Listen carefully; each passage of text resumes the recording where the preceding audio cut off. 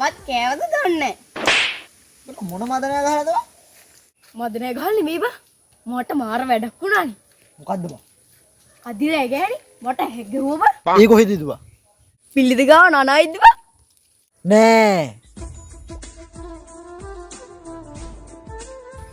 අර බලහන්කෝ. සොට්ටි එක විතර මැරෙන්නේ. කියනකොට වෙනවා.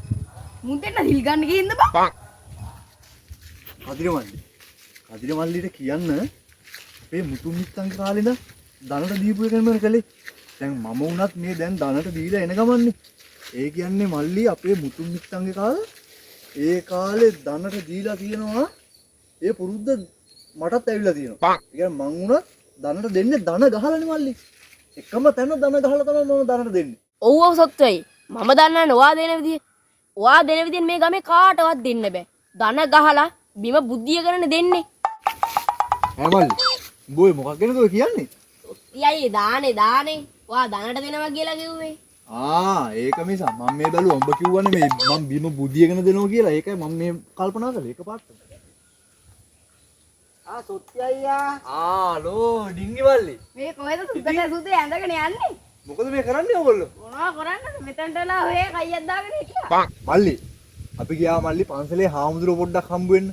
මල්ලිට කියන්න මල්ලි මම මේ දැනුත් මේ පන්සලේ හාමුදුරුවන්ට ධනට දීලා ආවේ. ඔව්. අවංගෙම්ම. මගේ නෑනේ මල්ලි ඔය මේ හිතේ කහට දෙන්න ගත්තොත් දෙනවා එකම තැන. ධන ගහලා දෙන්නේ. ඔව්. අපි දන්නෝ සොට්ටි අයියා ගැන. අපි නොදන්නේ මොනවද සොට්ටි අයියා ගැන. ඒක නෙමේ සොත්තේ අයියා අර හන්දියේ කඩේ තල්ලු බිසෝ සොත්තේ අයියා මේ වට්ටක කොටුවට වෙලා වට්ටක ගෙඩි හතරක්ම කඩාගෙන ගියා මේම් බඩු